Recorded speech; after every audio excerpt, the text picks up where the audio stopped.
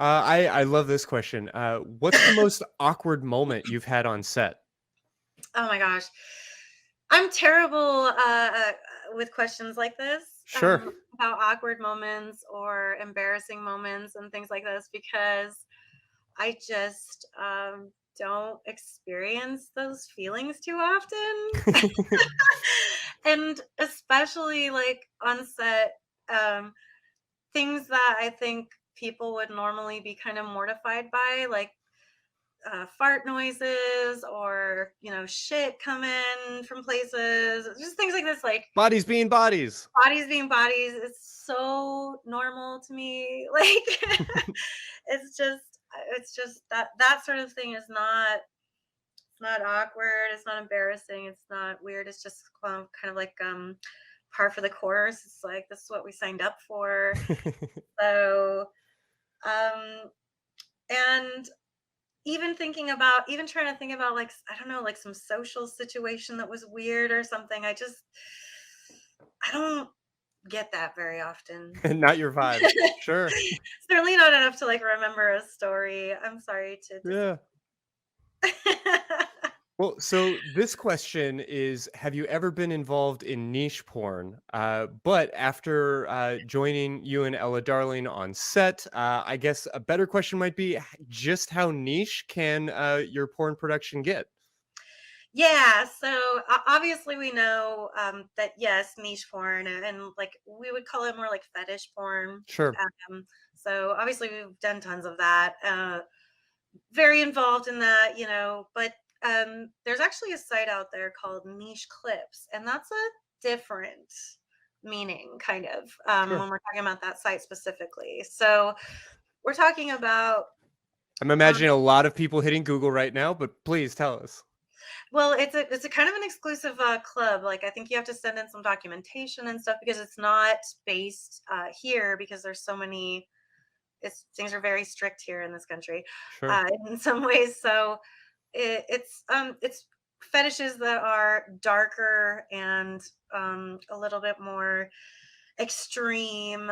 And so some things that are not allowed in like fetish clip stores, on like clips for sale or something, anything simulating death, horror, no blood is allowed. No, you can't talk, you can pee your pants and you can pee on the floor, but you can't pee on a person. Hmm. Like that, like peas, it's, don't talk about that. So me being someone who is an absolute aficionado of horror in general, like all horror Mm-hmm. media, Halloween, horror films of all types. I love this stuff, and they call it death fetish. That's one of the things that's on nicheclips.com. And for me, we've made several clips that are like that, and I do it out of my own brain, out of my own head, because I think it's really fun. I love, it's kind of like making your own little horror movie. It's just more sexualized, and it's, obviously everything we do here is like very DIY and stuff like that. So, but I do love that there is a place that exists for that to be. No question. Yeah, because again, so many of us are actually capable of distinguishing fantasy from reality. And I don't think that we should have to, suffer because people don't think that we can, Yeah, like, not to mention we don't have these conversations about violence in film or, violent video yeah. games and things like that. Or we've moved on from that, where we've realized we're like, oh, okay, we've seen the science now. Violent video games don't make people be violent. Sure. The movies, like, come on. I know there was a lot of that in the 90s. I think it was this big moral panic. We've moved on from that, but it's very much the same. I'm like, I don't understand why it's okay for Hollywood to do these things as long as you have a Hollywood budget.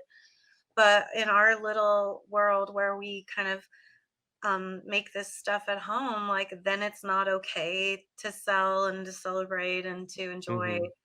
Mhm. So that's a little frustrating. But yeah, so yes, we make that. Yeah. Well, and thank you for teaching me a new sex word. I'm always adding to my collection. Oh yes. Well, and the thing about death fetish too, I mean, as someone who kind of enjoys it, I mean, like it's like the fetish of my death, not me like killing other people or whatever. Like for a lot of people, that's what it is. Doesn't mean we want it to happen in real life, but Sure. there's this little fantasy element that can make it fun and sexy. And so, Who can't yeah, relate to that on some level on some days? yeah. This is a fun one. Have you ever been recognized from your work out in everyday life? I have. It's whenever it happens to me, it is so exciting.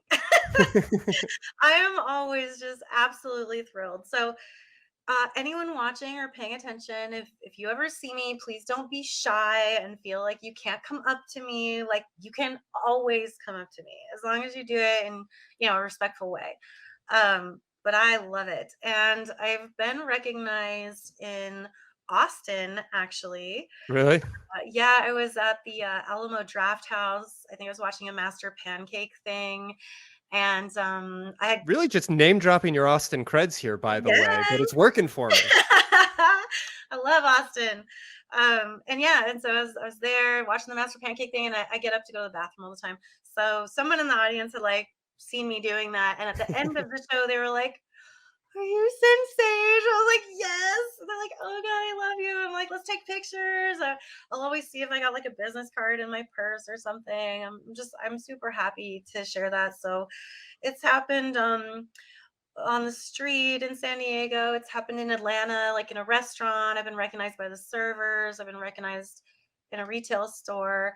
So it's not something that happens very often, Mm, maybe like once a year or two.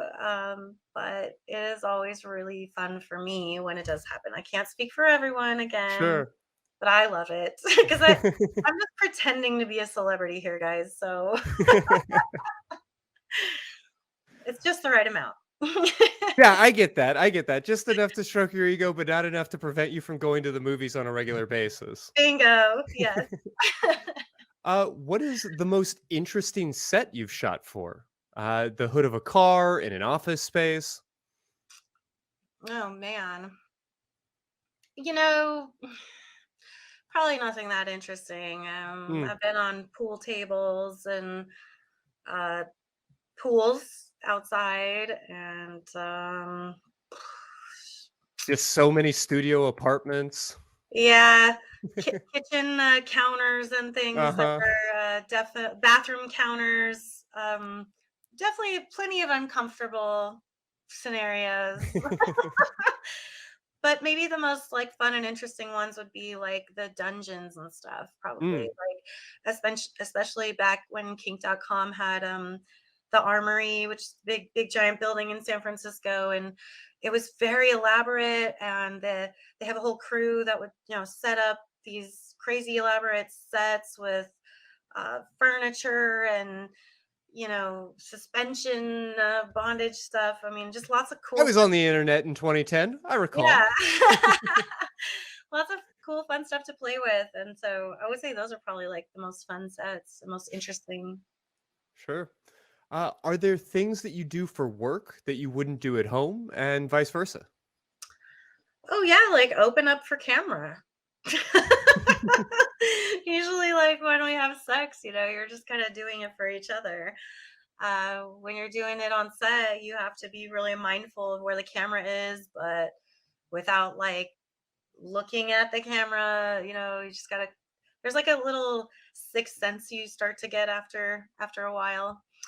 But yeah, other than that, you know, most of the stuff I do on camera is stuff that I would definitely do that I do in my personal life. Hmm. I think one example would be, people are like, "Oh, why do they have you have the girls like suck the dildo, the strap-on dildo if you're not feeling anything?" I'm like, "Pfft, bullshit, I'm not feeling Yeah, I anything." was about to say. Since so much of sex takes place in our minds, visual, everything, That's very important for me. I stroke my cock when I put one on. Like, I get I get with it. Another thing is, a lot of people say that lesbians don't scissor. That's also bullshit. I've done that in my personal life with no camera around many times.